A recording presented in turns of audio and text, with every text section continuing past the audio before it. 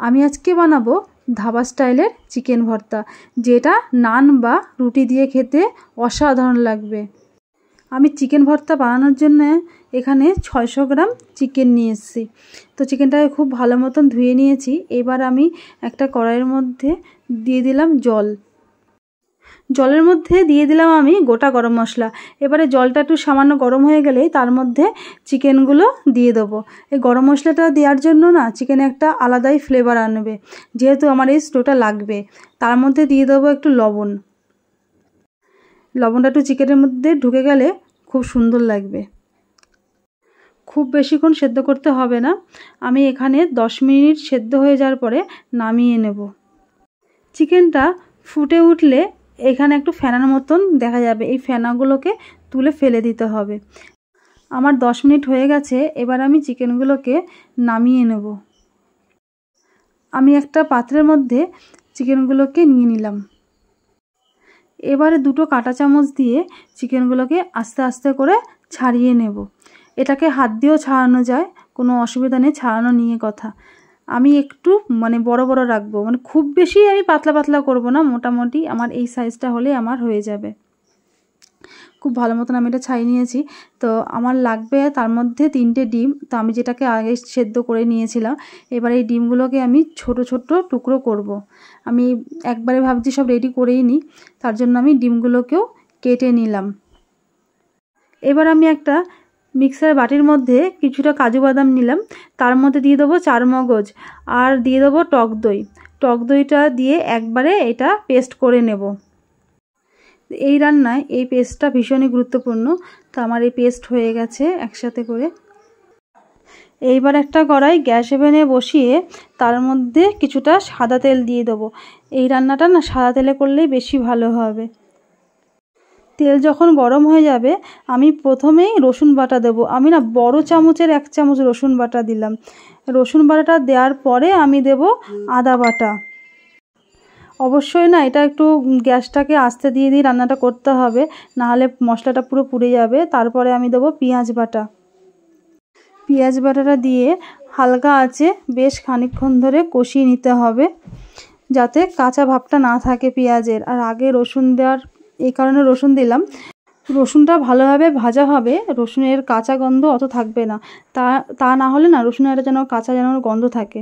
আচ্ছা, মশলাটা খুব ভালো মতন এদিকে যখন পেঁয়াজ রসুন কষিয়ে নেবো, তারপরে আমি কাঁচা লঙ্কা বাটা দেব।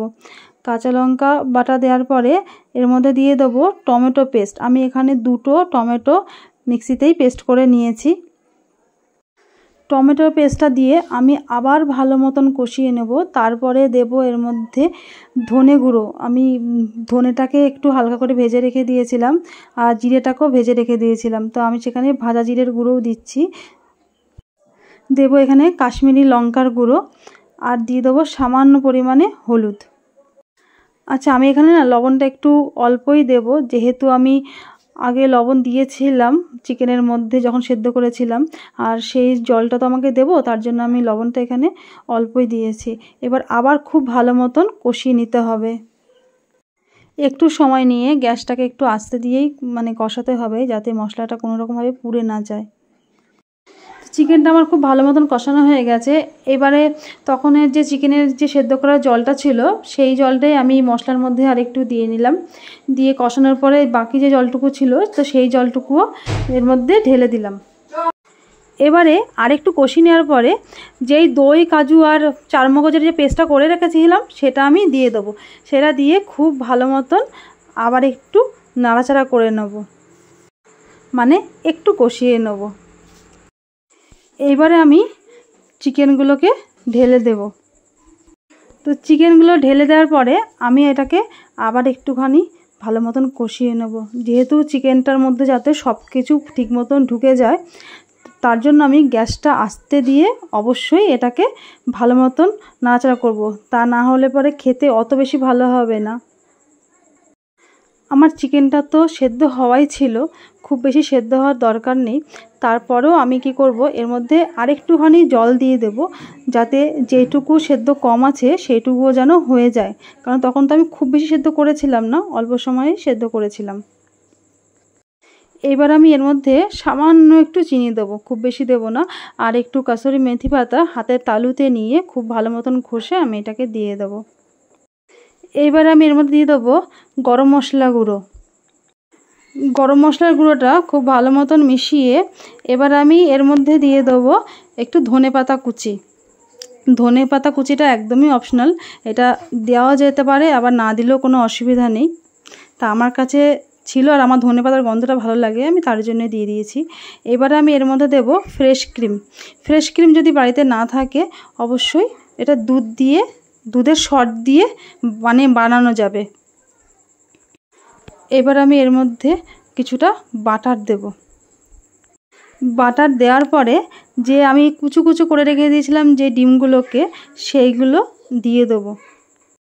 ডিমগুলো দিয়ে খুব ভালো মতন মিশিয়ে নেব। ব্যাস, মিশিয়ে নিলেই রেডি হয়ে গেল আমার চিকেন ভর্তা। এবার এই চিকেন ভর্তাটা যার সাথেই পড়বে, রুটি হোক বা নান হোক, তাতেই ভালো লাগবে। আর আমার এই ভিডিওটা যদি আপনাদের ভালো লেগে থাকে তো অবশ্যই প্লিজ একটা লাইক করবেন আর শেয়ার করে দেবেন, আর আমার চ্যানেলটাকে প্লিজ সাবস্ক্রাইব করে দেবেন। টাটা, বাই।